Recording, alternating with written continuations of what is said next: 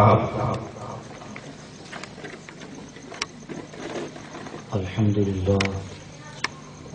لله الذي جعل نبينا شاهدا ومبشرا ونذيرا وداعيا إلى الله بإذنه وسراجا منيرا، والصلاة والسلام على النبي حبيبه المصطفى الذي أرسله بالحق والهدى، وعلى آله وأصحابه أولي الصدق والصفاء، أما بعد، فأعوذ بالله من الشيطان الرجيم، بسم الله الرحمن الرحيم،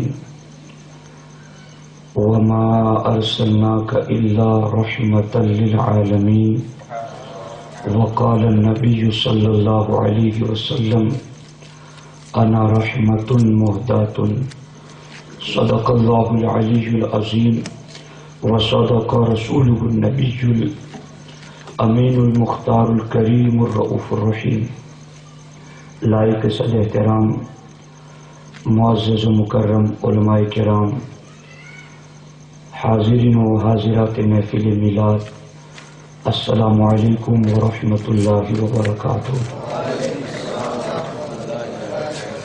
آئیے ہم اور آپ مل کر انتہائی احترام و عقیدت کے ساتھ اپنے اور ساری کائنات کے مرکز عقیدت آقائے دو جہاں حضور احمد مجتبی محمد مصطفیٰ ارواحنا فدا صلی اللہ علیہ وسلم کی بارگاہ میں اپنی غلامی کا ثبوت دیں، اور جس طریقے سے میں پڑھاؤں میرے ساتھ مل کر عقیدت و محبت میں ڈوب کر باادب آواز بلند پڑھنے کی کوشش کریں۔ الصلاۃ والسلام علیک یا رسول اللہ،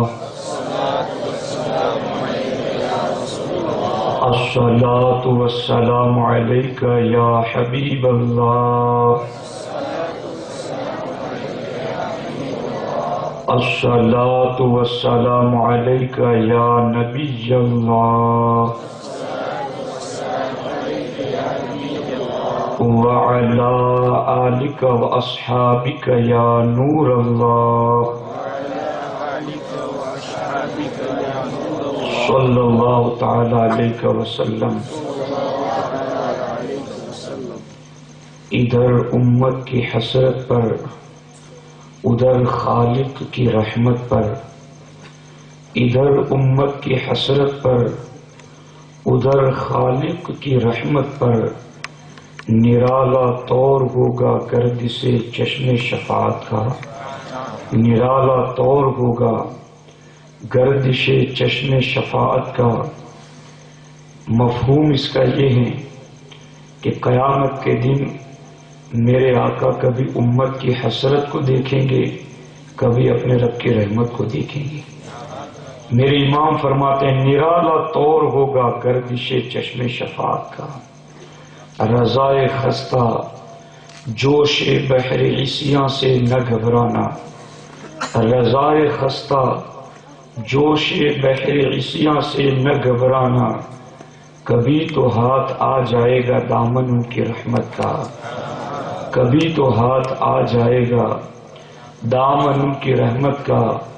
اور ڈر تھا کہ عصیاں کی سزا اب ہوگی یا روز جزا، عصیاں مانے گناہ، ڈر تھا کہ عصیاں کی سزا اب ہوگی یا روز جزا، دی ان کی رحمت نے صدا یہ بھی نہیں وہ بھی نہیں، دی ان کی رحمت نے صدا یہ بھی نہیں وہ بھی نہیں، اور جنہیں مرکز میں تا حشر امتی کہہ کر پکارو گے، جنہیں مرکز میں تا حشر امتی کہہ کر پکارو گے، ہمیں بھی یاد کر لو ان میں صدقہ اپنی رحمت کا، ہمیں بھی یاد کر لو ان میں صدقہ اپنی رحمت کا۔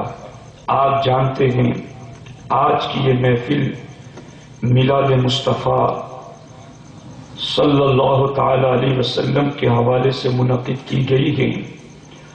مجھے جو عنوان دیا گیا ہے وہ اس قدر تفصیل طلب ہے کہ اگر اس کے کسی ایک گوشے کے کسی ایک پہلو پر گفتگو 1 گھنٹہ ہو جائے تو بھی غنیمت ہے۔ میں کوشش کروں گا کہ ایک ایسا وصف آپ کے سامنے سیرت نبوی کا ذکر کروں جس وصف میں ہر وصف آ جائے، جس وصف کی چادر کے اندر تمام اوصاف اور ان کی تجلیاں چمکتی ہوئی نظر آئے، اور وہ وصف میرے آقا کا رحمت للعالمین کا وصف ہے۔ آپ دیکھیں، یوں تو اللہ رب العزت نے میرے اور آپ کے نبی مصطفیٰ کریم رؤوف الرحیم صلی اللہ تعالی علیہ وسلم کو جو شان عطا کی گئی، وہ شان یہ ہے کہ اللہ رب العزت نے کم و بیش 1,24,000 انبیاء کرام کو الگ الگ جو کمالات عطا کیے گئے، وہ سارے کمالات رب ذوالجلال نے اپنے حبیب کی ذات میں جمع فرما دیے گئے۔ آپ دیکھیں تو صحیح، میرے آقا کی خوبیوں اور کمالات کو اگر پھیلا دیا جائے تو کم و بیش 1,24,000 انبیاء کے چمکتے ہوئے چہرے سامنے آ جاتے ہیں، اور 1,24,000 کم و بیش انبیاء کے کمالات کو سمیٹا جائے تو وجود مصطفی جلوگر ہو جاتا ہے۔ آپ دیکھیں، مصطفیٰ کریم صلی اللہ علیہ وسلم کو اللہ نے جو کمالات عطا کیے گئے، میرے آقا صرف نبوت اور رسالت کے ہی خاتم نہیں ہیں، بلکہ اللہ رب العزت نے ہمارے آقا کو ہر وصف جمال کا خاتم بنایا کہ اللہ نے مخلوق میں حسن و جمال عطا کیا گئے تو اس میں بھی منصب خاتمیت مصطفیٰ کریم کو عطا کیا گئے۔ اللہ نے جود و نوال کا وصف اپنے حبیب کو عطا کیا گئے، اس وصف میں بھی منصب خاتمیت عطا کیا گئے۔ غرض کہ میرے آقا کے جتنے بھی اوصاف اور کمالات کو آپ اٹھا کر دیکھیں، ہر وصف میرے آقا کا اس شان کا گئے کہ اللہ رب العزت نے جو اس وصف میں جتنا کمال ہو سکتا تھا وہ کمال اپنے حبیب پر ختم فرما دیا گئے۔ آپ دیکھیں تو صحیح، میرے آقا مصطفیٰ کریم صلی اللہ علیہ وسلم کے یوں تو تمام اوصاف مقام خاتمیت پر جلوہ کر گئے، مگر ایک ایسا وصف جس وصف کے دامن میں ہر وصف چمکتا ہوا نظر آتا ہے، وہ میرے آقا کی شان رحمت للعالمین ہی ہے۔ آپ دیکھیں تو صحیح، یوں تو ہم اپنے آقا کو روزانہ رحمت للعالمین کہتے گئے، آقا کو رحمت کہتے گئے، جہانوں کے لیے رحمت پکارتے گئے، مگر آؤ میں آپ کو بتاؤں، رحمت للعالمین کہنے کے بعد آخر کون کون سی چیزیں گئے جو رحمت للعالمین کہنے کے بعد خود بخود ثابت ہو جاتی گئے۔ آپ دیکھیں، فقہ کا قاعدہ کے اصول اور ضابطہ کے اذا ثبت الشیء ثبت بجمیع لوازمہ کی، جب کوئی چیز ثابت ہوتی ہے تو اپنے تمام لوازمات کے ساتھ ثابت ہوتی ہے۔ اس کو آسان مثال کے ذریعہ میں آپ کو سمجھاتا چلوں، اگر پھول پھول گئے تو اس کے ساتھ مہکنا لازم ہے، اگر شہد شہد ہے تو اس کے ساتھ میٹھا ہونا لازم ہے۔ اسی طریقے سے آپ دیکھیں، جب تک دودھ اپنی اصلی حیت پر گئے اس کے لیے سفیدی لازم ہے، جب تک آگ آگ ہے اس کے لیے گرم ہونا لازم ہے۔ اگر دودھ ہے تو سفید ضرور ہوگا، اگر آگ ہے تو گرم ضرور ہوگی۔ اسی طریقے سے آپ دیکھیں، پھول ہوگا تو اس میں مہک ضرور ہوگی۔ اللہ کے رسول صلی اللہ تعالی علیہ وسلم اگر رحمت للعالمین گئے تو میرے آقا رحمت للعالمین اسی وقت ہو سکتے گئے جبکہ 4 اوصاف آپ کی ذات کے اندر بدرجہ اتم موجود کو، ورنہ آپ رحمت للعالمین نہیں ہو سکتے گئے۔ رحمت للعالمین کا مطلب یہ کہ کائنات کے ذرے ذرے پر رحم کرنے والے، اب رحم کون کر سکتا ہے؟ کائنات کے ذرے ذرے پر بندہ رحمت کیسے کر سکتا ہے؟ اس کے لیے سب سے پہلے لازم یہ ہے کہ آدمی زندہ ہو، اس لیے کہ مردہ آدمی کسی پر کیا رحم کرے گا، بلکہ خود رحمت کو طلب کرتا ہے، خود رحم کا محتاج ہوتا ہے۔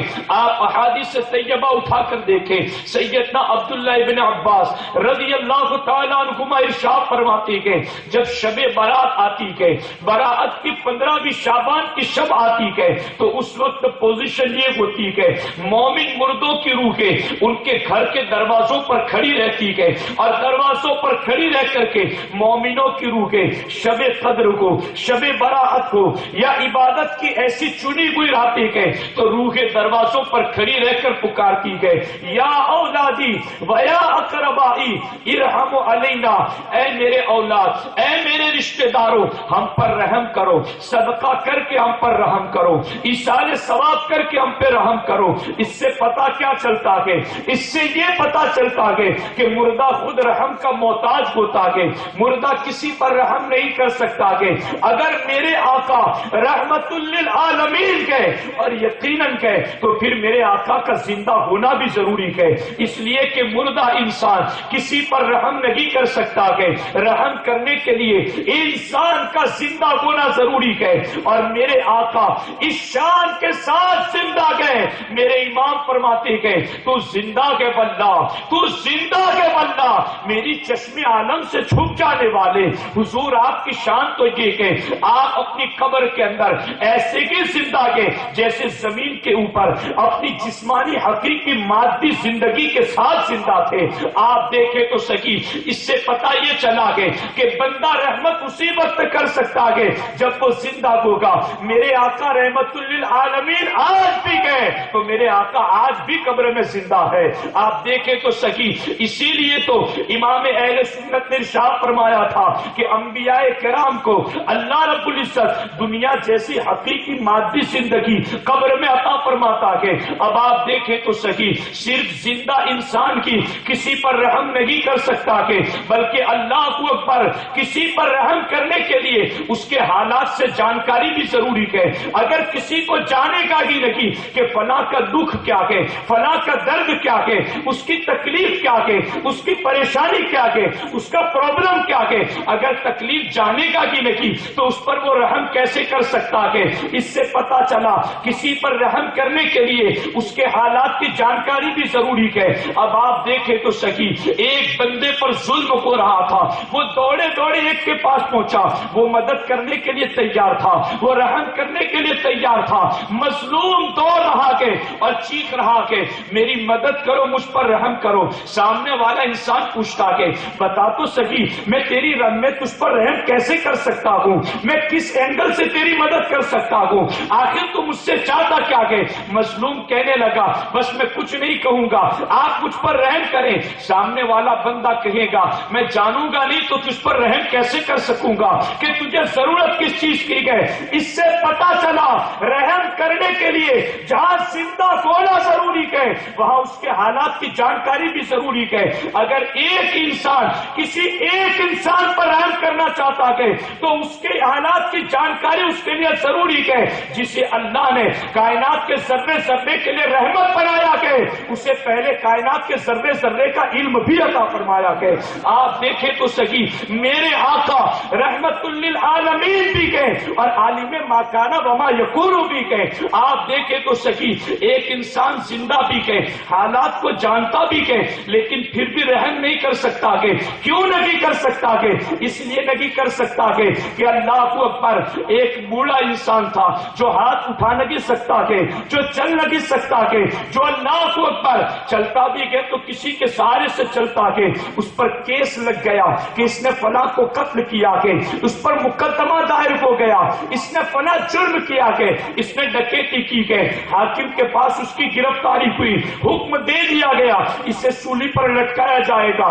جب اسے پکڑ کر لایا گیا اس نے سب لوگوں سے کہا لوگوں تم جانتے ہو میں نے قتل نہیں کیا کہ میں نے جرم نہیں کیا کہ میں نے گناہ نہیں کیا کہ مجھ پر رحم تو کرو، میری مدد تو کرو، میری پریشانی کو دور تو کرو۔ تو اللہ کو اکبر سامنے سے لوگ کہتے کہ ہمیں اچھی طرح سے معلوم ہے کہ تم نے یہ جرم نہیں کیا کہ ہم اچھی طرح سے جانتے ہیں کہ تم بے گناہ ہو، مگر ہمارے دل میں جو رحم کا جذبہ ہے وہ رحم کچھ تک پہنچانے کا ہمارے پاس اختیار نہیں ہے۔ اس سے پتا کیا چلا اگر آدمی کسی پر رحم کرنا چاہتا ہے تو جہاں اس کی جانکاری ضروری ہے وہاں اس کے اوپر رحم کرنے کا اختیار بھی ہونا چاہیے۔ اختیار نہیں ہوگا تو بندہ رحمت نہیں کر سکتا۔ اب جس رب نے اپنے حبیب کو عرش سے لے کر کے تحت السیاست کے لیے رحمت بنایا گئے تو وہاں کا اختیار بھی عطا کیا ہے. آپ دیکھیں تو صحیح میرے آقا مصطفیٰ کریم صلی اللہ تعالی علیہ وسلم رحمت للعالمین بھی گئے اور مختار کائنات بھی گئے، لیکن ایک منزل ایسی بھی آتی کہ آخری آدمی زندہ بھی گئے، آدمی بندے کے حالات کو جانتا بھی گئے اور اپنی طرف سے رحم پہنچانے کا اختیار بھی رکھتا گئے، مگر پوزیشن یہ آ گئی ایک دشمن دوست کے اوپر جھپٹ پڑا، دوست قریب ہی کھڑا تھا، زندہ بھی تھا، جان بھی رہا گئے اور مدد کرنے کی طرف مائل بھی گئے، لیکن جب تک وہ پہنچا وہاں تک اس کے دوست کو ختم کر دیا گیا تھا، وہ ہلاک ہو چکا تھا. اس سے پتا کیا چلا رحم کرنے کے لیے جہاں زندہ ہونا ضروری ہے، جہاں علم ہونا ضروری ہے، جہاں رحم پہنچانے کا اختیار ہونا ضروری ہے، وہاں پر رحم کرنے کے لیے اس سے قریب ہونا بھی ضروری ہے. اگر قریب نہیں ہوگا تو اس پر رحم کیسے کر سکتا ہے؟ اللہ نے اپنے حبیب کو کائنات کے ذرے ذرے کے لیے رحمت بنایا. اس سے پہلے میرے رب نے قرآن میں فرمایا النبی اولی بالمؤمنین من انفسہم، نبی مومنوں کی جان سے زیادہ قریب ہے. آپ دیکھیں تو صحیح میرے آقا جہاں رحمت للعالمین کے آج لوگوں کو مسندوں پر بیٹھنے کے بعد علم غیب کا مسئلہ سمجھ میں نہیں آتا، لوگوں کو اختیار کا مسئلہ سمجھ میں نہیں آتا، لوگوں کو آقا کے تصرف کا مسئلہ سمجھ میں نہیں آتا. میں کہتا ہوں کم از کم اسی ایک آیت کی تفسیر پڑھ لیتے تو یہی ایک آیت میرے آقا کے ہر جمال کو واضح کرتی ہے، میرے آقا کی ہر خوبی کو واضح کرتی ہوئی نظر آتی ہے. اللہ اکبر، زندگی کی تو میرے آقا کی شان یہ ہے کہ اللہ اکبر، رحمت کے لیے زندہ ہونا ضروری ہے. تو میرے آقا اپنی قبر انور میں اس شان سے زندہ ہے کہ اللہ اکبر. میرے آقا سے صحابہ نے کہا تھا حضور آپ دنیا سے چلے جائیں گے تو پھر آپ کی پوزیشن کیا ہوگی؟ میرے آقا فرماتے ہیں میرا کوئی بھی غلام زمین کے جس خطے پر نیکی کرے گا فرشتے رجسٹر لے کر پہنچے گے، میں اپنے غلام کی نیکی دیکھ کر خوش ہو جاؤں گا. آپ دیکھیں تو صحیح اگر اس کا گناہ ہوگا تو رب کی بارگاہ میں مغفرت کی دعا کروں گا. آپ دیکھیں تو صحیح یہ کہ میرے آقا کی شان زندگی ہے اور رحمت ہے تو علم بھی ضروری ہے. اور علم میرے آقا کا کیا ہے؟ لوگ دنیا میں آنے کے بعد جانتے گئے. میرے آقا فرماتے گئے میں جب ماں کے پیٹ میں تھا اسی وقت لوگ محفوظ پر چلنے والے قلم کی آواز کو سن رہا تھا. آپ دیکھیں تو صحیح میں یہاں پر ایک اشارہ دے کر اپنی گفتگو کو آگے بڑھاؤں. آدمی اللہ رب العزت نے دیکھنے کی طاقت زیادہ رکھی، اس کی بنسبت سننے کی طاقت کم رکھی، اور اس کی بنسبت اللہ نے سونگھنے کی طاقت اس سے بھی کم رکھی اور چکھنے کی طاقت اس سے بھی کم رکھی ہے. آدمی کتنے دور کھڑا گئے وہ دیکھ تو سکتا ہے مگر اس کی آواز کو سن نہیں سکتا. اس سے پتا کیا چلا دیکھنے کی طاقت زیادہ ہے سننے کی طاقت کم ہے. آدمی کتنے دور سے گئے آواز دیتا ہے تو کبھی بندہ سن لیتا ہے مگر گلاب کا پھول اتنے دور رکھو گے تو آدمی سونگ نہیں سکتا. اس سے پتا چلا سننے کی طاقت زیادہ ہے سونگنے کی طاقت کم ہے. اب دیکھو تو صحیح ہم یہاں چند فٹ کے قریب سے کسی کی آواز نہیں سن سکتے. میرے آقا فرماتے ہیں میں ماں کی پیٹ میں تھا اور لوگ محفوظ پر چلنے والے قلم کی آواز کو سن رہا تھا. جس نبی کے سننے کی طاقت اتنی زیادہ ہے اس نبی کے دیکھنے کی طاقت کتنی زیادہ ہوگی. آپ دیکھیں تو صحیح امام اہل سنت نے اسی لیے کہا تھا شخص جہت سمت مقابل شب و روز ایک ہی حال دھوم و نجم میں ہے آپ کی بینائی کی. حضور آپ کی شان یہ ہے جو آگے دیکھتا ہو وہ پیچھے نہیں دیکھ سکتا، جو دائیں دیکھتا ہو وہ بائیں نہیں دیکھ سکتا، جو اوپر دیکھتا ہو وہ نیچے نہیں دیکھ سکتا. مگر اللہ نے چھو جہتوں کو سمیٹ کر آپ کی نگاہوں کے سامنے کر دیا ہے. حضور اب آپ کو پیچھے دیکھنے کے لیے مڑنے کی ضرورت نہیں ہے. آپ کے لیے پیچھے بھی سامنے گئے، دایاں بھی سامنے گئے، بایاں بھی سامنے گئے، نیچے بھی سامنے گئے، اوپر بھی سامنے گئے. اسی لیے تو میرے آقا مسجد نبوی میں جب مصلی امامت پر کھڑے تھے تو میرے آقا فرماتے گئے صحابہ نے کسی نے پیچھے کچھ بات کی، سرکار نے فرمایا کیا جانتے ہو میں آگے کھڑا رہتا ہوں تو مجھے پتا نہیں ہے کہ پیچھے کیا ہو رہا ہے. واللہ اللہ کے رسول ارشاد فرماتے ہیں خدا کی قسم ما یخفی علی رکوعکم ولا خشوعکم، میں اگرچہ کھڑا رہتا ہوں مصلی پر مگر پیچھے تمہارے دل کی کیفیت کیا ہے وہ بھی میں جانتا ہوں۔ آپ دیکھیں تو سجی اس نبی کے علم کی شان کیا ہے۔ اور یہاں یہ بات میں نہ عرض کر دوں آپ کو، بات بعد میں بھی آئے گی۔ میرے آقا فرماتے ماں کے پیٹ سے میں سن رہا تھا لوگ محفوظ پر چلنے والے قلم کی آواز۔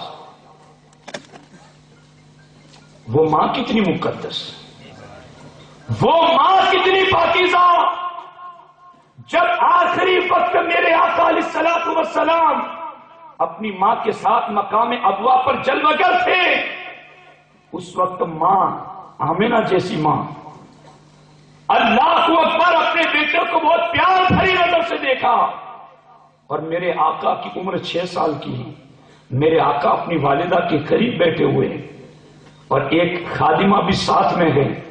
میرے آقا کی والدہ نے خادمہ سے کہا لگتا کہ میرا آخری وقت آ گیا، لیکن اے خاتون سن لے، میں تو دنیا سے چلی جاؤں گی مگر میرا ذکر قیامت تک باقی رہے گا، اس لیے کہ میں ایسا پاکیزہ بیٹا چھوڑ کے جا رہی ہوں۔ آپ دیکھیں تو سکی وہ کیسی پاکیزہ ماں ہے۔ اگر آج کوئی دریدہ دہن یہ کہہ دے کہ معاذ اللہ نبی کے والدین مومن نہیں تھے، وہ کافر تھے یا انہیں ایمان کا پتہ نہیں تھا، اللہ اکبر، انہیں سوچنا چاہیے اس سلسلے میں۔ آج تم ماؤں کی فضیلت بیان کرتے تھکتے نہیں اور یہ کہتے ہو جنت ماؤں کے قدموں کے نیچے ہے، یہ فرمان میرے نبی کا ہے۔ اگر تیری ماں کے قدموں کے نیچے جنت ہے تو امام الانبیاء کی ماں کے قدموں کے نیچے جنت کیوں نہیں ہے؟ اور یاد رکھو یہ تو ایک مستقل ٹاپک ہے، عظمت، یہ ایک ٹاپک ہمارے منتظمین یہ ٹاپک بھی کسی کو دیں تاکہ میرے نبی کی ماں کی عظمت کو بھی بیان کیا جائے۔ آپ دیکھیں اس سلسلے کے اندر اللہ اکبر، حضرت یونس علیہ السلام مچھلی کے پیٹ میں گئے صرف 40 دن تک، تو رب ذوالجلال نے سمندر کی ساری مچھلیوں کو حکم دے دیا کوئی مچھلی اس مچھلی کے آگے نہ چلے، کوئی مچھلی اس مچھلی کے برابر نہ چلے، کوئی مچھلی اس مچھلی پر سوار نہ ہو، اس لیے کہ اس مچھلی کے پیٹ میں میرا نبی یونس جلوگر ہے۔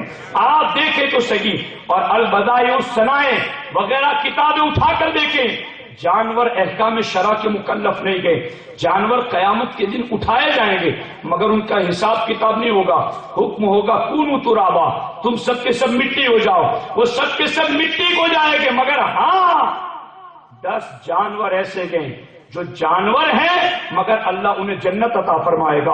ان 10 جانوروں میں سے ایک یونس علیہ السلام کی وہ مچھلی گئے جس مچھلی کے پیٹ میں 40 دن یونس نے گزارے، اگر وہ مچھلی جنت میں جائے گی تو جس امام الانبیاء نے جس ماں کے شکم میں 9 ماہ گزارے وہ ماں جنت میں کیوں نہیں جائے؟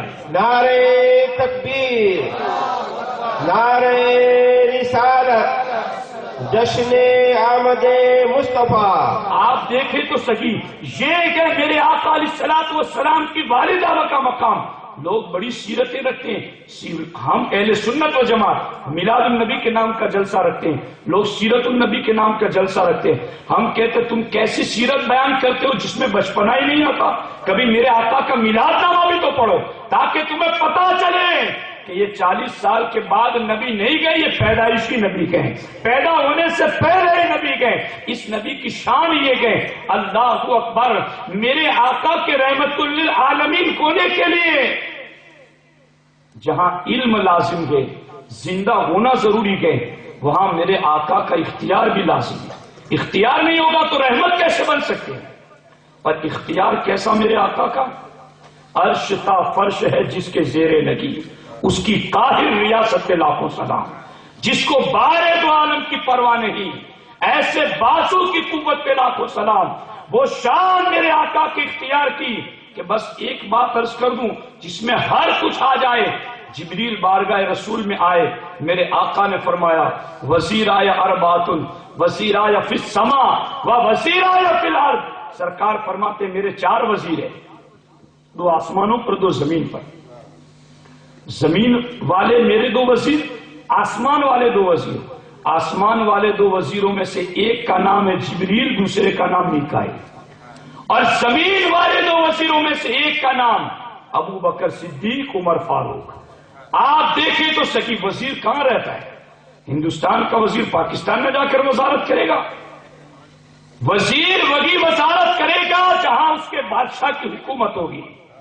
میرے آقا کے وزیر آسمانوں پر ہیں اور زمین پر گئے، اس سے پتا چلا میرے آقا کی حکومت آسمانوں پر بھی ہے، زمینوں پر بھی ہے۔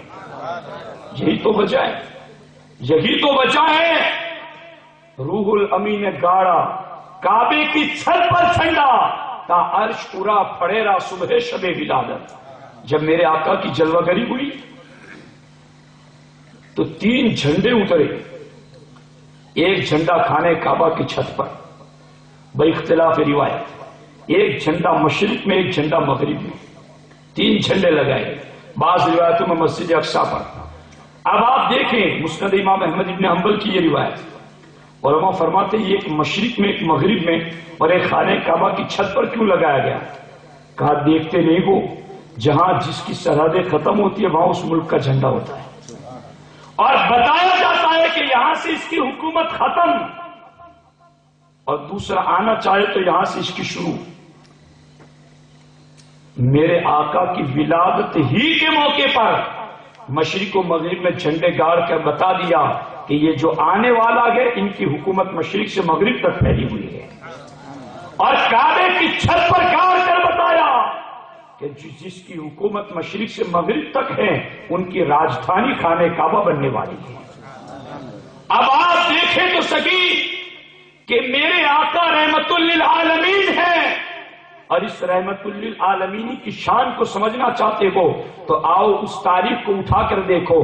حضرت موسیٰ کلیم علی نبینا و علیہ الصلوۃ والسلام، اللہ اکبر، جب انہوں نے اپنی قوم کو حکم دیا، میری قوم زکوٰۃ کا حکم آیا کہ اور چوتھائی مال زکوٰۃ کا چوتھائی حصہ نکالنا کہ قارون چونکہ بڑا امیر تھا اس نے سوچا اتنا زیادہ مال نکالوں گا تو بہت غریب ہو جاؤں گا، مال کا بہت سارا حصہ نکل جائے گا، اور اتنا مال نکل جائے گا تو پھر میرے ہاتھ کیا رہ جائے گا۔ اس کے دل میں وسوسے اٹھے اور اس نے پلان بنایا تاکہ ایک کام ایسا کیا جائے تاکہ زکوٰۃ کی رقم ہی نہ نکالنی پڑے۔ اب آپ دیکھیں تو صحیح اس نے کیا کیا، ایک عورت کو تیار کیا تاکہ وہ عورت حضرت کلیم پر زنا کی تہمت لگائے۔ جب دربار سج گیا، لوگ پہنچ گئے، حضرت موسیٰ نے ارشاد فرمایا زکوٰۃ کے سلسلے میں رکھ کے حکم پر بتاؤ تم نے کیا فیصلہ کیا کہ قارون نے اشارہ کیا، وہ عورت کھڑی ہو گئی، اس نے کھڑے ہو کر کے حضرت موسیٰ کلیم علی نبینا و علیہ الصلوۃ والسلام پر تہمت لگائی اور کہا آپ نے مجھ سے زنا کیا ہے، آپ نے مجھ سے بدکاری کی ہے۔ اللہ اکبر، یہ بات سننی تھی۔ حضرت موسیٰ جلال میں آ گئے، حضرت موسیٰ کی ذات کے اندر جلال کی صفت بہت غالب تھی، اسی لیے میرے آقا جب معراج پر گئے تھے تو میرے آقا نے سنا کہ کوئی رب سے کلام کرتا ہے اور آواز بہت بلند ہو جاتی ہے، تو میرے نبی نے پوچھا یا رب العالمین یہ کون بات کر رہا ہے جس کی آواز اتنی بلند ہو رکھی ہے؟ میرے رب نے فرمایا میرے حبیب یہ میرا کلیم ہے جس کی ذات میں جلال کی صفت غالب ہے، اس لیے وہ اس طریقے سے کلام کرتا ہے۔ اب آپ دیکھیں تو صحیح وہ کلیم جن کی ذات میں جلال غالب تھا، جب انہوں نے دیکھا کہ تہمت لگائی گئی، آپ نے حکم دیا قارون کے بارے میں یا ارض خذی، اے زمین پکڑ لے قارون کو۔ قارون کے پاؤں زمین میں دھس گئے، قارون رونے لگا، گریہ وزاری کرنے لگا اور کہنے لگا ایک مرتبہ چھوڑ دے، میں ہر بات آپ کی تسلیم کروں گا، میں اپنے جرم سے معافی طلب کرتا ہوں۔ مگر کلیم کا غضب جوش پر آتا گیا، آپ بار بار زمین کو حکم دیتے رہے یہاں تک کہ زمین اسے دساتی رہی، حتیٰ کہ ایک پوزیشن اس حد تک پہنچی جب وہ گلے تک پہنچ گیا تو قارون نے آخری حربہ اپناتے ہوئے کہا اب تم یہ چاہتے ہو کہ مجھے غرق کرنے کے بعد تم یہ چاہتے ہو کہ میرے مال پر قبضہ کر لو؟ دو. حضرت موسیٰ نے حکم دیا اس کا مال لایا جائے, اس کے سر پر رکھا جائے. مال کے ساتھ ساتھ اس کو غرق کر دیا گیا. جب وہ غرق ہو گیا رب ذوالجلال کی رحمت نے آواز دی, میرے کلیم یہ قارون تم سے گر گرا رہا تھا, تم سے معافی مانگ رہا تھا, تمہاری بارگاہ میں معذرت کر رہا تھا, کلیم پھر بھی تم نے معاف نہ کیا. اگر اس وقت میرا حبیب ہوتا تو اسے بھی معاف کر دیتا. آپ دیکھیں تو صحیح, یہ کہ میرے آقا مصطفیٰ کریم صلی اللہ علیہ وسلم کی شان رحمت. اور جب قارون زمین میں دھستا چلا گیا تو بابا فرید مسعود گنج شکر علیہ الرحمہ سیر الاولیاء میں ارشاد فرماتے گئے, جب قارون پہلی زمین سے نیچے گیا, دوسری سے نیچے گیا, تیسری سے نیچے گیا, اور جب چوتھی زمین سے نیچے قارون زمین میں دھس رہا تھا تو اللہ اکبر, رب ذوالجلال نے فرشتوں کو حکم دیا, فرشتوں اس کو یہیں پر روک دو. معاملہ یہ ہوا تھا, چوتھی زمین کی مخلوق نے قارون سے پوچھا, قارون یہ تو بتا تو نے جرم کیا کیا تھا, تو نے گناہ کیا کیا تھا جس کی وجہ سے اتنی بڑی سزا مل رہی ہے کہ زمین میں دھسایا جا رہا ہے. قارون نے کہا اللہ کے کلیم موسیٰ علیہ السلام کی شان میں توہین ہو گئی, اس وجہ سے مجھے یہ عذاب مل رہا ہے. رب ذوالجلال نے فرشتوں کو حکم دیا, اے فرشتوں اب اس سے زیادہ زمین میں نہ دھساؤ,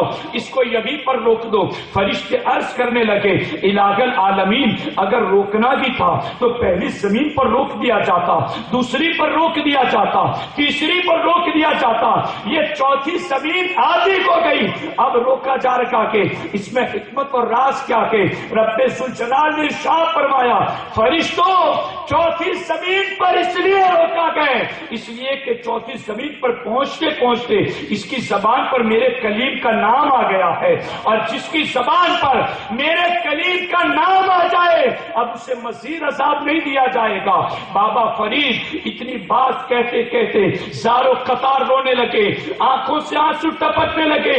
بابا فرید کے مرید عرض کرتے گئے حضور آپ رو کیوں رکھے گئے, کہا وہ قارون تھا اور اس نے موسیٰ کا نام لیا تو عذاب ہلکا ہو گیا. ہم قارون نگے, ہم غلامان محمد گئے, اور ہم موسیٰ کا نگی رب کے حبیب کا نام لیتے گئے. جب ہم رب کے حبیب کا نام لے گئے تو پل صراط سے جلدی پار کر جائیں گے. آپ دیکھیں تو صحیح, یہ کہ حبیب کے نام کی رحمت بات کہاں تک کی جائے. میرے آقا کی شان رحمت کا عالم تو یہ کہ یہ تو کلیم گئے جو قارون کو دھسا رکھے گئے, مگر تاریخ کا وہ واقعہ بھی اٹھا کر دیکھو کہ میرے آقا مکہ سے ہجرت کر کے مدینہ تشریف لا رکھے گئے. اعلان ہو گیا کافروں کی طرف سے جو محمد عربی کو گرفتار کر کے لائے گا اسے 100 سرخ اونٹ ملیں گے, اسے اتنا سونا ملے گا. سب نے الگ الگ اعلانات کر دیے انعامات کے. ہر کوئی چاہتا تھا بہت جلد مالدار ہو جائے, اور وہ یہ سمجھتا تھا بہت آسان ہے انہیں گرفتار کرنا. اللہ اکبر, سراقہ نام کا انسان, اس کے دل میں بھی تمنا پیدا ہوئی لاؤ میں بھی ان پر آزمائش کرتا ہوں, شاید پکڑ لوں تو امیر کو جاؤں گا. سراقہ چلے. اللہ اکبر, اس وقت میرے آقا مصطفیٰ کریم صلی اللہ تعالی علیہ وسلم کے ساتھ جو ذات موجود تھی وہ سیدنا ابو بکر صدیق کی ذات تھی. ابو بکر کبھی آگے چلتے, کبھی پیچھے چلتے, کبھی دائیں چلتے, کبھی بائیں چلتے. پوچھا گیا ابو بکر عشق کا یہ بھی کوئی انداز ہے؟ کہا یہی تو انداز ہے. جب دل میں خیال آتا کہ کہیں کوئی میرے آقا کو آگے سے تیر نہ مارے میں آگے آ جاتا ہوں تاکہ تیر آئے تو ابو بکر پر آئے, مصطفیٰ پر نہ آئے. جب میں خیال کرتا ہوں پیچھے سے کوئی حملہ کرے گا میں پیچھے چلا جاتا ہوں. یہ تو ایک شمع ہے, میں تو پروانے کی طرح ان کے گرد طواف کر رہا ہوں. آپ دیکھیں تو صحیح, یہ کہ سیدنا صدیق اکبر میرے آقا کے قریب چل رکھے گئے. اچانک ابو بکر صدیق نے کہا حضور کوئی دشمن آ گیا کہ چاہتا کہ پکڑنا چاہتا کہ. میرے آقا نے فرمایا ابو بکر فکر نہ کرو, اسے قریب آنے دو. اعلیٰ نسل کے گھوڑے پر بیٹھ کر کے کوئی بہت تیز تیز قدموں سے آ رکھا کہ میرے آقا نے مڑ کر دیکھا, برا ارادہ سمجھا. میرے آقا نے زمین کو حکم دیا یا ارض خودی, اے زمین سراقہ کے گھوڑے کے قدموں کو پکڑ لے.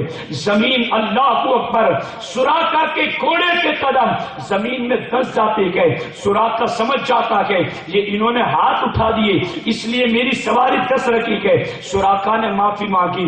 اب میں یہ جرأت نہیں کروں گا, اب میں یہ گناہ نہیں کروں گا, ایک مرتبہ مجھے معاف کر دے. میرے آقا نے زمین سے کہا اے زمین چھوڑ دے اسے. آپ دیکھے تو سکی گرفتار کیا گیا پھر چھوڑ دیا گیا. دل میں پھر لالچ پیدا ہوا, چلو ایک مرتبہ اور آزمائش کروں. کوشش کی لیکن اللہ اکبر پھر زمین نے پکڑ لیا. 3 مرتبہ اس طریقے سے ہوا اور 3 مرتبہ زمین نے پکڑا. جتنی بار معافی مانگی میرے آقا نے اتنی بار معاف فرما دیا.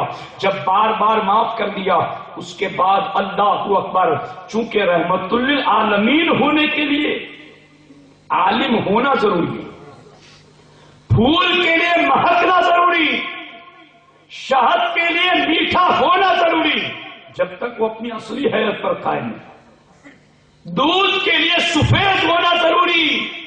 تو رحمت للعالمین ہونے کے لیے عالم ما کان و ما یقول ہونا ضروری ہے. اب رحمت کا مظاہرہ کر کے تو اسے کہہ دیا اور چھوڑ دیا, مگر چونکہ چھوڑنے کے بعد وہ دل کا حال بھی تو جانتے تھے یہ کس امید میں آیا گیا. تو میرے آقا نے فرمایا سراقہ مجھے گرفتار کر کے سونا لینا چاہتے ہو, جاؤ میں تمہیں آزاد کر کے تمہیں سونا دے رہا ہوں. میرے آقا نے فرمایا سراقہ میں تمہارے ہاتھوں میں کسرا کے کنگن دیکھ رہا ہوں. اور پھر وہ ایمان لائے اور سیدنا عمر بن خطاب کے دور میں کسرا فتح ہوا اور اس کے کنگن اتار کر سراقہ کے ہاتھوں میں پہنائے گئے. آپ دیکھیں تو صحیح, یہ ہے میرے آقا مصطفیٰ کریم صلی اللہ علیہ وسلم کی شان رحمت. قیامت میں جو شان ہوگی رحمت للعالمین کی, اس کی بس ایک جھلک آپ کے سامنے عرض کر دوں. میرے آقا فرماتے ہیں اگلے تمام نبیوں میں, سرکار فرماتے ہیں اگلے تمام نبیوں میں اللہ نے ایک دعا کا حق ہر نبی کو ایسا دیا ہے کہ نبی جب وہ دعا کرتے گئے تو وہ رد ہوتی ہی نہیں, بہت جلد قبول ہوتی ہے. یوں تو اللہ کا ہر نبی مستجاب الدعوت ہے, مگر وہ ایک خاص ایک دعا اس کا حق اسپیشلسٹ نبی کو دیا جاتا ہے. میرے آقا نے صحابہ سے کہا میرے صحابہ اگلے تمام نبیوں نے وہ دعائیں مانگ لی ہیں مگر میں نے وہ دعا بچا کر رکھی ہے. صحابہ عرض کرتے حضور آپ نے وہ دعا کن لوگوں کے لیے بچا کر رکھی ہے اور کس وقت کے لیے بچا کر رکھی ہے؟ حضور وہ دعا آپ کن لوگوں کے لیے اور کب کریں گے؟ سرکار فرماتے ہیں وہ دعا میں قیامت کے دن اپنی گنہگار امت کے لیے کروں گا. یہ ہے شان رحمت.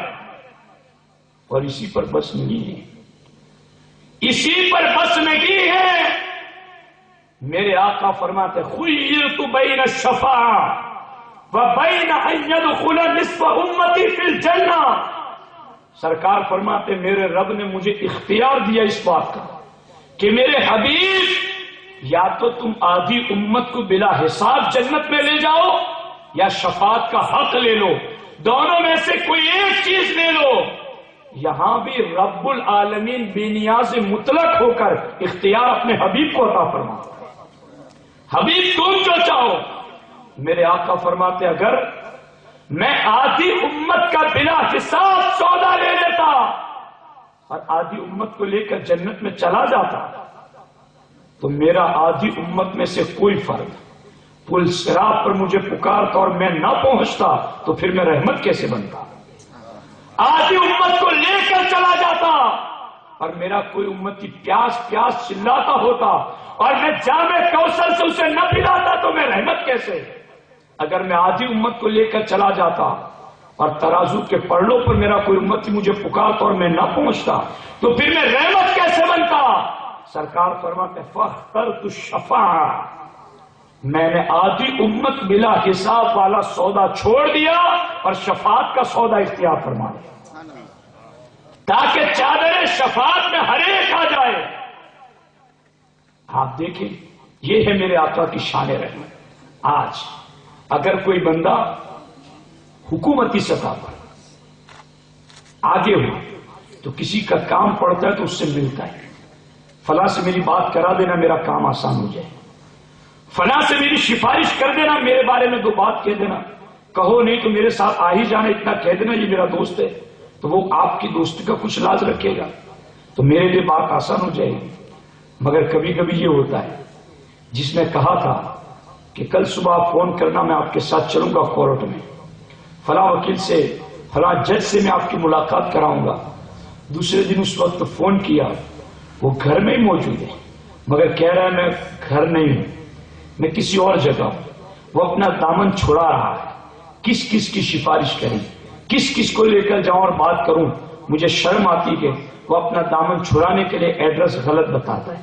آج چھوٹی سی مصیبت آنے پر بندہ کسی کو پکڑتا ہے تاکہ مصیبت آسان ہو جائے، وہ ساتھ چلے، تکلیف آسان ہو جائے، لیکن بندہ اپنا ایڈریس غلط بتا دیتا۔ قیامت کے دن کی سختی کیسی؟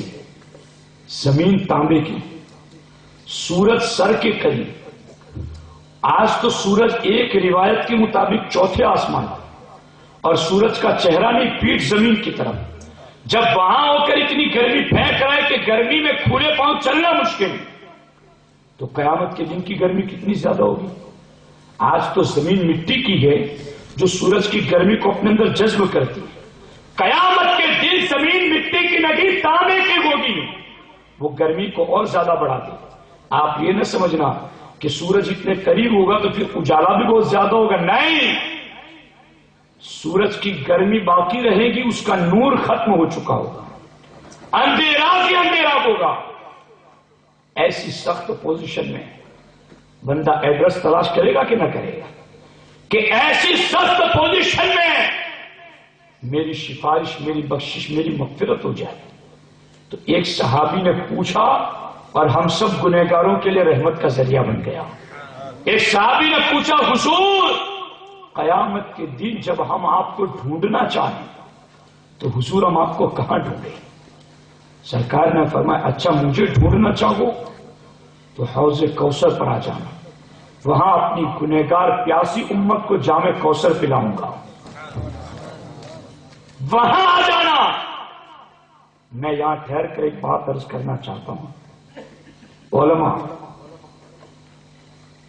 بڑی مشقتیں، بڑی تکلیفیں اٹھاتے ہیں، دین کا پیغام پہنچاتے ہیں، کچھ جزوی فائدہ کبھی دنیا میں مل گیا، حقیقی فائدہ رب ذوالجلال کی بارگاہ میں، وہ فائدہ کیا ہے؟ کبھی کوئی عالم ناسازگار حالات دیکھ کر کبھی مایوس نہ ہو، امید رکھے اپنے رب کے کرم پر اور مصطفیٰ کی رحمت پر۔ امام غزالی ارشاد فرماتے گئے قیامت کے دن جب سب گنہگار حوض کوثر پر جائیں گے تو میرے آقا سب کو جام سے پلائیں گے۔ سرکار فرماتے میرے حوض کوثر پر اتنے برتن ہیں جتنے آسمان پر ستارے ہیں۔ سنیو تم اتنی دھیمی سبحان اللہ بول رہے ہو اس بات پر؟ وہ نبی بتا رہے اتنے برتن ہیں جتنے آسمان پر ستارے، گویا وہ نبی جانتے ستارے کتنے ہیں، اور جتنے بھی آئیں گے گنہگار انہیں جام کوثر سے پلائیں گے، مگر جب امت مصطفیٰ کے علماء پہنچیں گے تو میرے آقا جام سے نہیں اپنے ہاتھوں سے پلائیں گے۔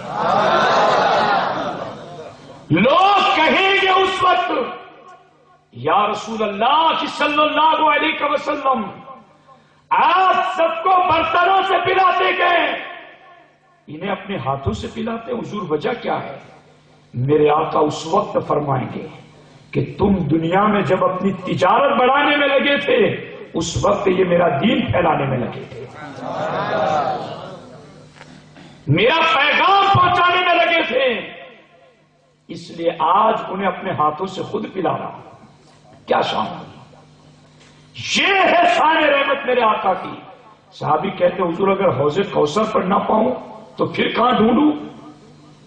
کہا اگر وہاں نہ پاؤ تو پھر میزان عمل پر آ جانا، جہاں نیکیاں تولی جا رہی ہیں وہاں آ جانا، وہاں اپنی گنہگار امت کے نیکیوں کے پرڑے کو وزنی بنا رہا ہوں گا، وہاں آ جانا۔ کہا حضور اگر وہاں نہ پاؤں تو کہاں جاؤں؟ کہا سرکار نے فرمایا اگر وہاں نہ پاؤ تو پل صراط پر آ جانا، وہاں رب سلیم کی صدا لگا کر امتی کو پل صراط سے پار کر رہا ہوں، وہاں آ جانا۔ پل سے گزارو راہ گزر کو خبر نہ ہو، جبریل پر بچھائے تو پر کو خبر نہ ہو۔ وہ صحابی چوتھی بات پوچھنا ہی چاہتے تھے کہ حضور پل صراط پر بھی نہ پاؤں تو کہاں ڈھونڈوں؟ وہ کہتے اس سے پہلے میرے آقا نے کہہ دیا ان 3 مقامات پر ڈھونڈو گے تو ان 3 میں سے کسی ایک جگہ ضرور ملاقات ہو جائے گی۔ پریشانی تو حشر کے دن کی بتا کے دی، اپنے ملنے کا ایڈریس اور پتہ بھی بتا دیا تاکہ امت وہاں پریشان نہ ہو، اور شفاعت کا حق لے لیا۔ اور حشر میں وہ کیفیت ہوگی، یہ ایک بات اشارہ کر کے آگے گفتگو کروں۔ میرے آقا فرماتے اس وقت شان یہ ہوگی کہ جب ہر نبی امتی، ہر نبی نفسی نفسی کہے گا، اس وقت میرے آقا کی زبان پر انا لہا ہوگا۔ آج جلوس نکلنے پر لوگوں کو اعتراض، یہ جھنڈے کہاں سے آ گئے، یہ جلوس کہاں سے آ گئے؟ میں اس پر صرف 2 باتیں عرض کرنا چاہتا ہوں، اگر آپ نے یاد رکھی تو انشاءاللہ ہر سوال کا آپ جواب خود دے دیں گے۔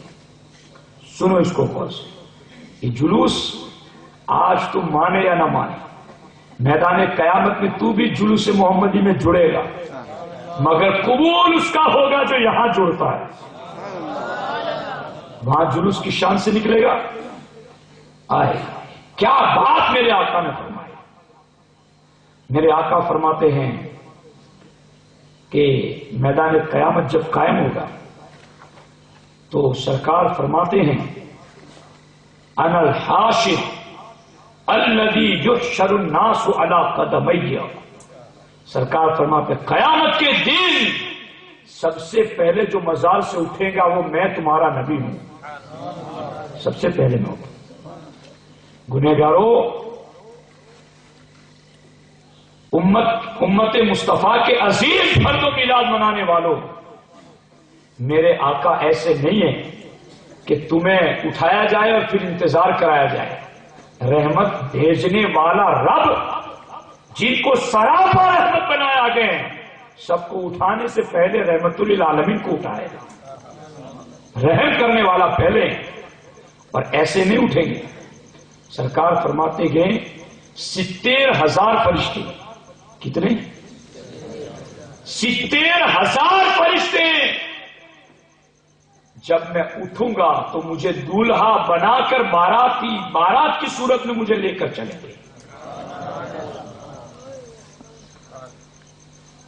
یزفونہ، میرے آقا نے یہ لفظ ذکر فرمایا اس میں، زفاف، سرکار فرماتے مجھے اس طرح دولہا بنا کر لے کر چلیں گے، اور جیسے آگے چلیں گے سارے، چونکہ اگلی پچھلی ساری امتیں وہاں موجود ہوگی، سب پریشان ہوں گے۔ وہ دن بھی 50,000 سنۃ مما تعدون، 50,000 سال کے برابر ایک دن قیامت کا۔ گرمی اتنی زیادہ پریشانی، کانپ جائیں گے، کافر بھی کانپ جائیں گے سب، اور کہیں گے کہ کم از کم حساب کتابی تو ہو جائے۔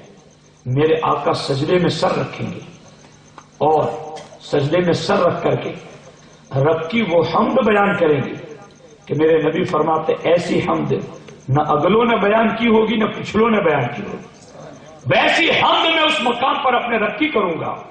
اور اس وقت میرا رب مجھ سے کہے گا ارفع راسک وقل تسمع واشفع تشفع، اے میرے حبیب سر تو اٹھاؤ، آج بات تو تمہاری سنی جائے گی، آج تمہاری بولی سنی جائے گی، محبوب شفاعت کرو، تمہاری شفاعت قبول کی جائے گی، اور پھر بعد شفاعت کھلے گا۔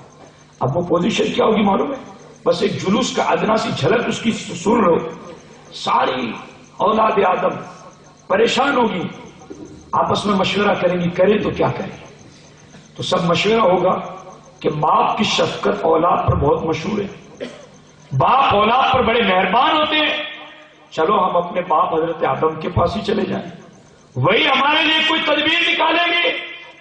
سارے اولاد آدم روتے پیٹتے چیختے چلاتے جائیں گے حضرت آدم علیہ السلام کے پاس۔ آپ دیکھ نہیں رہے آپ کی اولاد کا حال کیا ہے؟ آپ تو بڑے شفیق ہیں، آپ ہم پر مہربان ہیں، ہمارے لیے اس مصیبت سے چھٹکارے کا انتظام کیجیے۔ حضرت آدم فرمائے کہ نفسی نفسی، تم کسی اور کے پاس جاؤ۔ کہاں جائیں؟ جناب ابراہیم کے پاس چلے جاؤ۔ وہاں گئے، حضرت ابراہیم نے بھی وہی جواب دیا، جناب موسیٰ کے پاس چلے جاؤ۔ انہوں نے بھی وہی جواب دیا، جناب عیسیٰ کے پاس چلے جاؤ۔ سب طبیبوں نے دے دیا ہے جواب، آپ عیسیٰ اگر دوا نہ کریں۔ سب نے کہہ دیا کہ جاؤ کسی اور کے پاس، اگر عیسیٰ صحیح پتہ نہ دیتے تو کیا ہوگا؟ عیسیٰ نے کہا اب میں تمہیں کہیں اور نہ بھیجوں گا، اب وہاں جاؤ جہاں سے شفاعت کا دروازہ کھلے گا، اور کہا جائے گا تم جاؤ امام الانبیاء کے پاس۔ اب میرے آقا کی بارے میں وہ جلوس کتنا لمبا ہوگا؟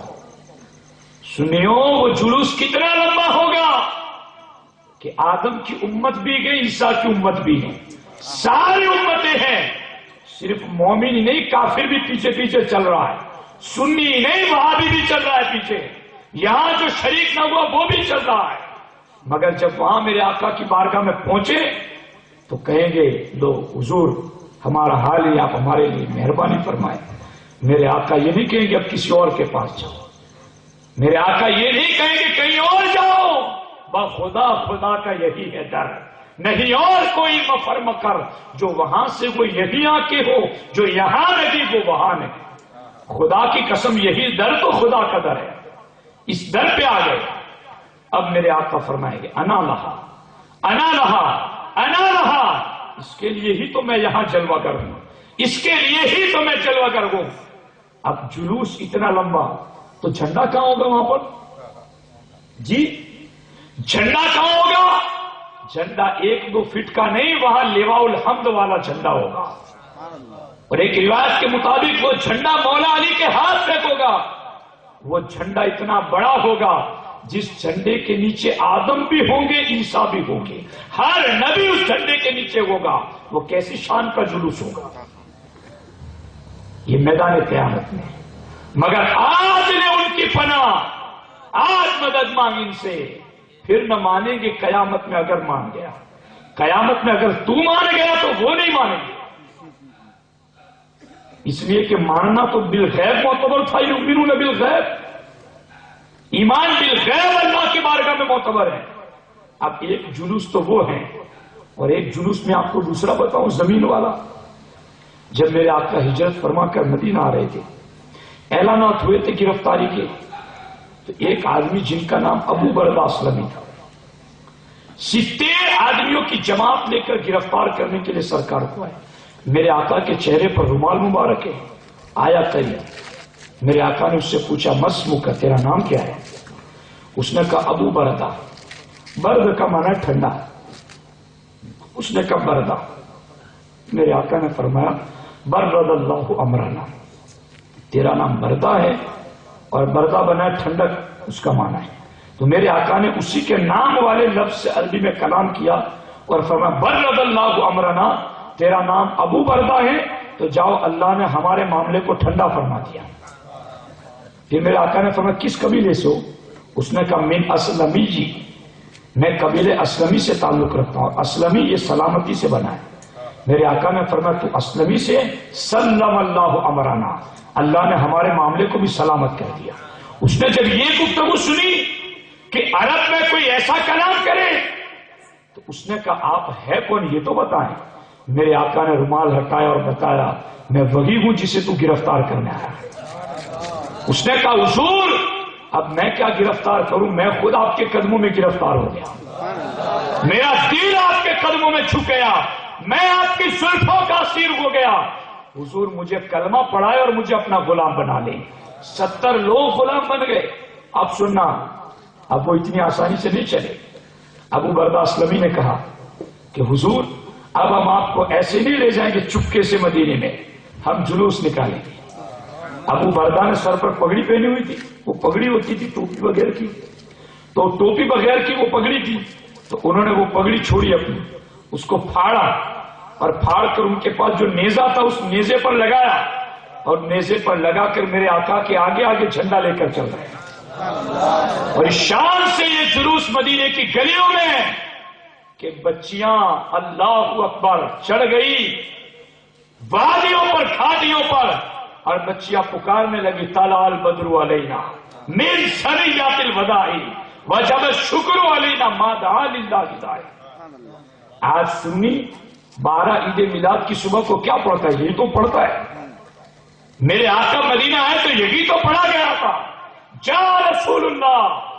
بچے اور بچیاں اور عورتیں چھتوں پر چڑھ گئے اور ہر ایک کی زبان پر یہ تھا آقا تشریف لے آئے، آقا کی آمد ہو گئی، آقا چل وغیر ہو چکے گئے۔ یہ بھی تو اس شان سے جلوس نکلا تھا۔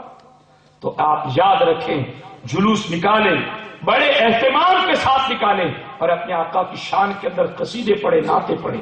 چونکہ میں جو موضوع اٹھایا تھا آپ بہت دور تک چلی گئی، میں کچھ اہم باتیں عرض کرنا چاہتا ہوں، اس کو غور سے سن لیں۔ میرے آقا جو رحمت ہے وہ میدان قیامت میں تو رحمت ہے ہی، دنیا میں آپ کی رحمت کی صرف 4-5 مثالیں عرض کر دوں۔ اللہ نے قرآن میں فرمایا عزیز علیہ ما عنتم، کہ میرے حبیب کے امتی جب مشقت میں پڑتے ہیں تو میرے حبیب کو تکلیف پہنچتی ہے، حبیب کو گوارا نہیں گئے کہ ان کی امت مشقت میں پڑ جائے۔ اس لیے کیا ہوا پھر؟ امت مشقت میں کیسے پڑ رہی تھی؟ اگلی امتوں میں حکم یہ تھا کہ نماز پڑھنا کہ عبادت گاہ میں آ جاؤ، چرچ میں آ جاؤ، گرجا گھر میں آ جاؤ، اس کے علاوہ کسی اور جگہ پڑھنا چاہو تو قبول نہیں ہے۔ اگلی امتوں میں صرف عبادت گاہ میں، چرچ اور گرجا میں آ کر عبادت کر سکتے ہو۔ 10 کلومیٹر ہو تو چل کے آ جاؤ، مگر وہاں کرو گے تو نہیں ہوگی۔ لیکن اس امت میں کیا ہے؟ میرے آقا فرماتے جعلت لی الارض مسجدا و طہورا، سرکار فرماتے میں پیدا ہوا اور پیدا ہوتے ہی میں نے قدم زمین پر رکھا، اللہ نے میرے قدم کی برکت سے زمین کے ذرے ذرے کو مسجد بنا دیا۔ اب میرے امتی کو عبادت کرنے کے لیے صرف مسجد تلاش نہیں کرنی پڑے گی، ریلوے اسٹیشن پر بھی سجدہ کرے گا تو اللہ وہی قبول فرمائے گا، کھیت میں بھی کرے گا تو وہی قبول فرمائے گا۔ آپ دیکھیں تو صحیح، یہ رحمت نہیں ہے تو اور کیا ہے؟ اور دوسری بات وطہورا، زمین کو سجدہ گاہ نہیں بنا، طہورا پاک کرنے والی بنایا۔ اگلی ساری امتوں میں عبادت کرنا ہوتی تو حکم تھا طہارت حاصل کر۔ وضو کی بات میں نہیں کرتا چونکہ وضو کی بات میرے علم میں نہیں، طہارت کا حکم تھا اگلی امت کے لیے، عبادت کرنا طہارت کرو۔ طہارت پانی سے ہی کی جاتی اس امت میں، پانی کے علاوہ کسی اور چیز سے طہارت کا کوئی تصور نہیں تھا۔ اس امت میں حکم کیا ہوا؟ اس امت میں حکم یہ ہوا ٹھنڈی ہے، بیمار ہو، وضو کرو گے تو بیمار ہو جاؤ گے یا بیماری بڑھ جائے گی یا پانی پر قدرت لگے گے؟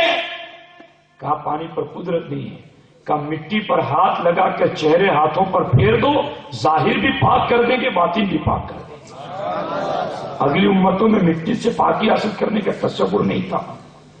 یہ میرے آقا کی رحمت کا صدقہ ہے، ورنہ گرد لگ جائے کپڑوں پر تو آدمی سمجھتا ہے کہ کپڑے میلے ہو گئے، مگر وہ کریم رب اپنے حبیب کی رحمت کے صدقے ان کی امت کو یہ رحمت بنا قانون دے رہا ہے، محبوب مٹی لگائیں گے تو بھی انہیں پاک فرما دوں گا۔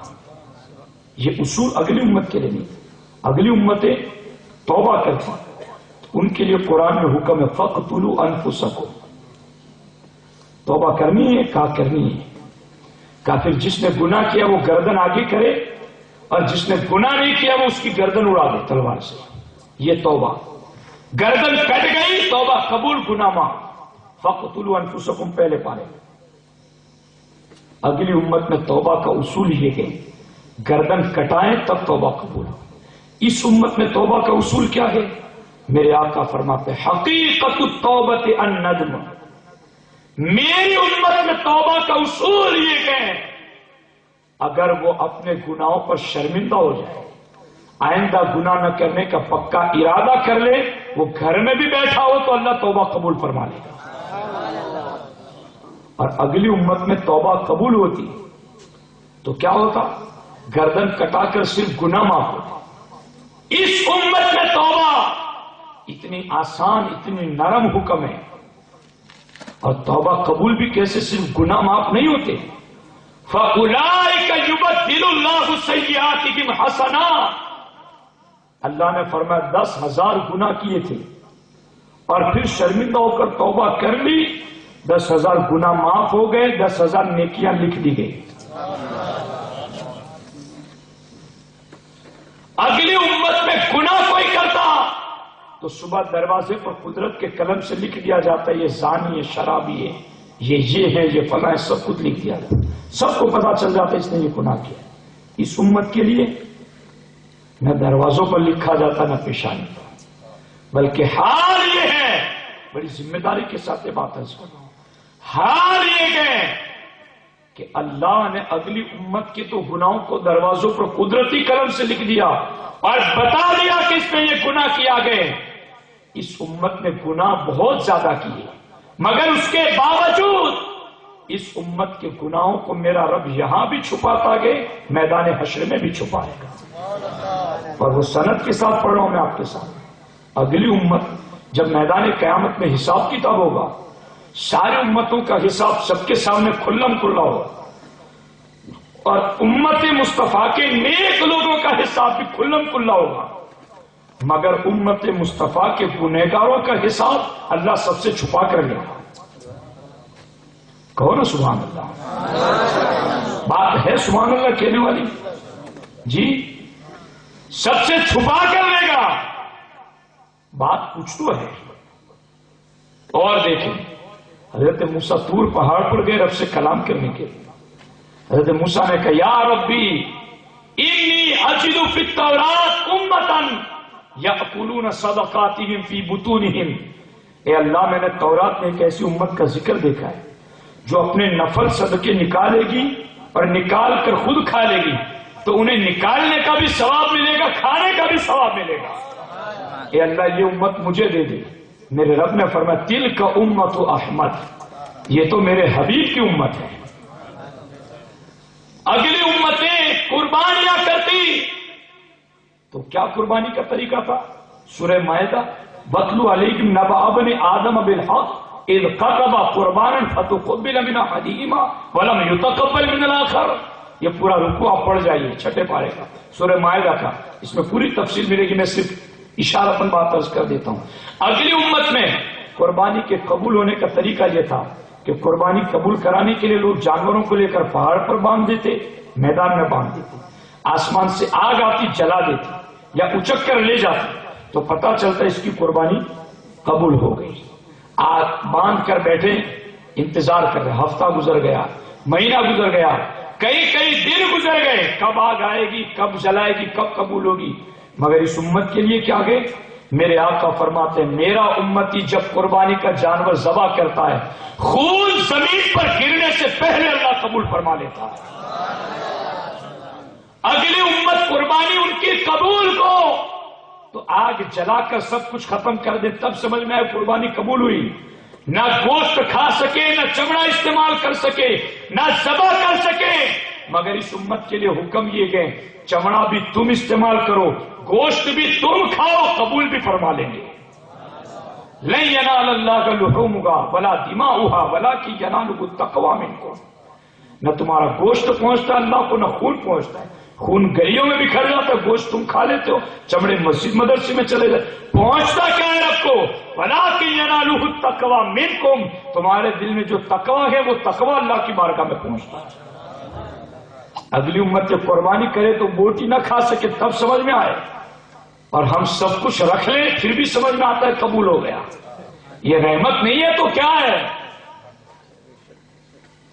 آخر اگلے موسیٰ اور عیسیٰ کی امت بھی تو اللہ کو عبادت کرتی، ہم بھی اللہ کو عبادت کرتے، وہ بھی تو اللہ کو مانتے تھے، ہم بھی اللہ کو مانتے ہیں۔ ان کے لیے احکام اتنے سخت، ہمارے لیے احکام اتنے نرم اور آسان، وجہ یہ ہے کہ وہ احکام کلیم سے ہو کر آئے تو امت کے لیے سخت ہو گئے، یہ احکام در رحمت للعالمین سے آئے تو امت کے لیے آسان ہو گئے۔ یہ میرے آقا کی رحمت کا سلوک ہے۔ اب میں یہاں پر ایک بات عرض کرتا ہوں، توجہ رکھنا اس پر۔ اگر ہمارے لیے حکم وہ آ جاتا کہ تمہاری قربانی اس وقت ہوگی جب آگ جلا،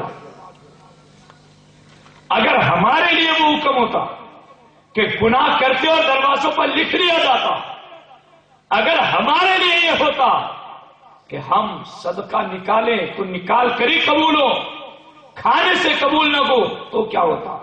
اگر ہمارے لیے یہ ہوتا کہ نماز کے لیے صرف پانی ہی سے طہارت ضروری ہوتی تو کیا کرتے؟ مگر اتنی سختیوں کے مقابلے میں اللہ نے کتنی نرمی فرما دی۔ اب اتنی نرمی کے ہونے کے باوجود اگر کوئی یہ کہے کہ دین پر چلنا مشکل ہے، اسے سوچنا چاہیے کہ میں کیا رہا ہوں۔ تیرے لیے دین پر چلنا مشکل ہے یا حسین ابن علی کے لیے چلنا مشکل تھا؟ انہوں نے تو نہیں کہا کہ دین پر چلنا مشکل ہے۔ آج تجھے تو گھر سے گدڑی چھوڑ کر محفل مینار میں آنا بھی دشوار لگتا ہے۔ آج تیری تو پوزیشن یہ کہ چند منٹ کوئی عالم زیادہ بول دے تو تجھے بار لگتا ہے۔ آج تیری یہ پوزیشن ہے اور تو نماز نہیں پڑھتا اور کہتا ہے دین پر چلنا مشکل گئے۔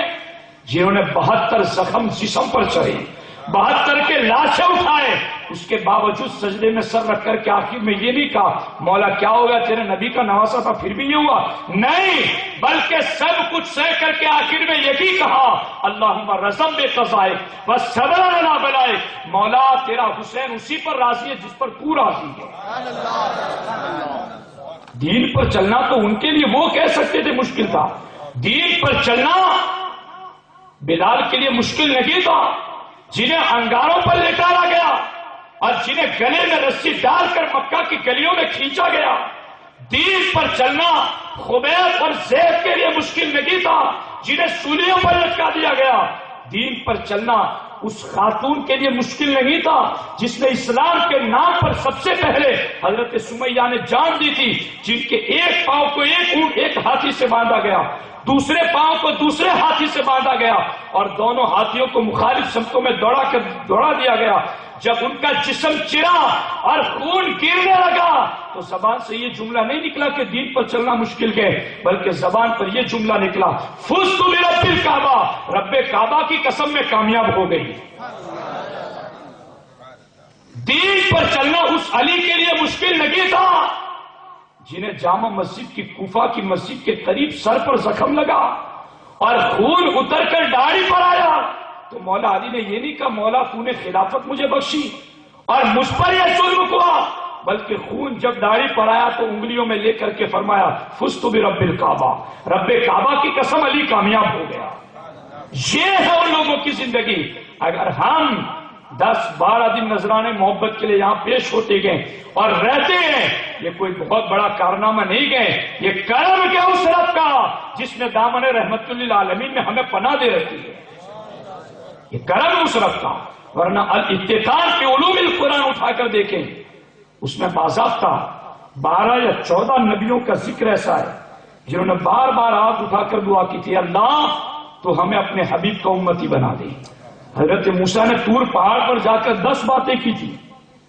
حضرت موسیٰ نے کہا تھا یا اللہ میں نے تورات میں ایک ایسی امت کا ذکر دیکھا ہے جو نیک کام کرنے کا دل میں ارادہ کرے گی تو دل میں ارادے پر تو اسے ایک نیکی لکھ دے گا، اور کر لے وہ نیکی تو تو اسے 10 نیکیوں کا ثواب عطا فرمائے گا، اور گناہ کا ارادہ کرے گی تو گناہ نہیں لکھے گا، اور گناہ کر لے تو 10 گناہ نہیں ایک ہی تو لکھے گا۔ یا اللہ ایسی امت جو میں نے پڑھی ہے وہ مجھے دے دے۔ اللہ نے فرمایا کلیم یہ تو میرے حبیب کی امت ہے۔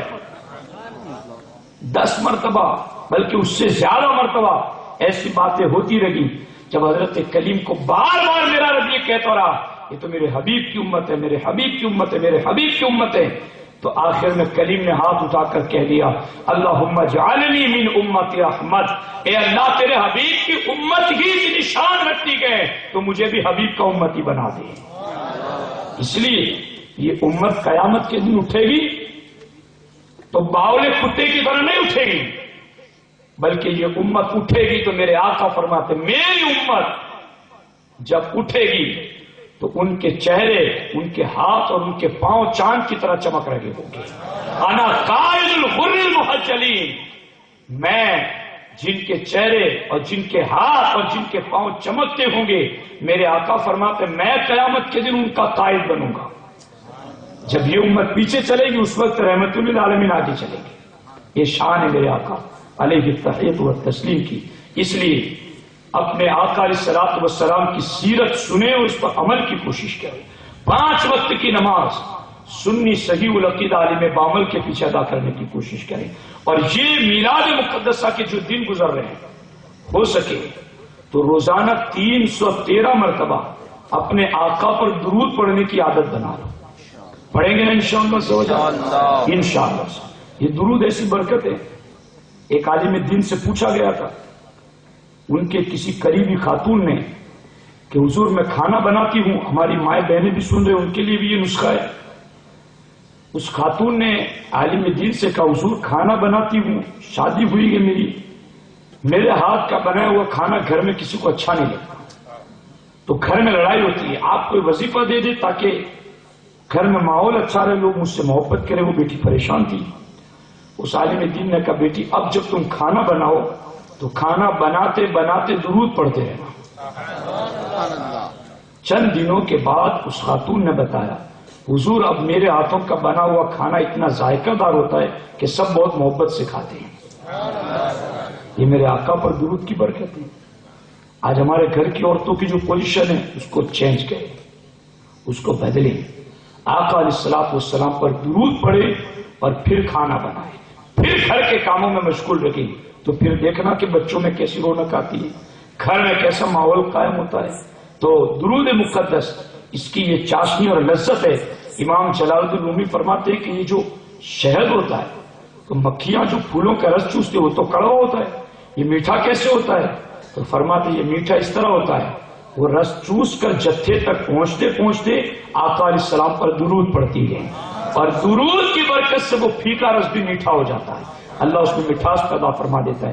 اس لیے ہماری بہو بیٹیاں، ہماری بچیاں، اہل اسلام، خواتین، عاشقان مصطفیٰ، ہم سب اپنے آقا علیہ الصلوۃ والسلام پر ان دنوں میں درود پڑھ کر بالخصوص خاص طور پر وہ گھڑی، وہ ساعت صحیح جس کو میرے امام نے فرمایا جس سہانی گھڑی چمکا طیبہ کا چاند، وہ سہانی گھڑی کوئی غفلت میں نہ گزارے، بلکہ وہ گھڑی آئے تو سحری کے وقت ہی اٹھ جائے، غسل کریں، پاکیزہ لباس پہنیں، عطر لگائیں، ہو سکے تو سر پر امامہ سجائے اور خوش لباس صلی اللہ کے ترانے پڑھتے ہوئے مسجد تک آ جائے، اور مسجد میں آ کر بہت خلوص سے دل کے ساتھ اس وقت آقا کی بارگاہ میں نذرانے محبت پیش کرے۔ علماء فرماتے وہ گھڑی ایسی گھڑی ہوتی ہے جس وقت اللہ دعاؤں کو رد نہیں فرماتا، جس وقت اللہ بندوں کی دعاؤں کو قبول فرماتا۔ بہت سارے ایسے لوگ بھی گئے جو اولاد سے محروم ہوتے ہیں، یہ گھڑی بہت قیمتی گھڑی ہے، ضائع نہ ہو جائے۔ چونکہ بہت سارے لوگ وظیفے مانگتے ہیں، میں یہ وظیفہ ہی آپ کو بتا رہا ہوں۔ میرے آقا علیہ السلام کی جب آمد ہوئی تھی اس وقت پورے عرب میں نہیں پوری دنیا میں جس کے یہاں ولادت ہوئی، میرے رب نے میرے آقا کی ولادت کے صدقے سب کو بیٹا عطا فرمایا تھا۔ آج بھی جس کے یہاں اولاد نہیں ہوتی وہ اس پر عمل کرے، اس گھڑی میں اپنے آقا کی بارگاہ میں صلاۃ و سلام پیش کر کے دعا کریں۔ اور علماء فرماتے ہیں جس کے یہاں بیٹیاں ہی بیٹیاں ہیں، بیٹا نہیں، وہ دل میں یہ نیت کریں کہ میرے یہاں لڑکا پیدا ہوگا تو میں اپنے آقا کے نام کی میلاد مناؤں گا، اللہ اسے ضرور بیٹا عطا فرمائے گا۔ یہ سارے نسخے ہیں، اس پر عمل کی کوشش کریں۔ ایک بات اور بھی، ابھی ہم سب گھر جائیں گے اور گھر جا کر سوئیں گے، میں آپ سے عرض کرنا چاہتا ہوں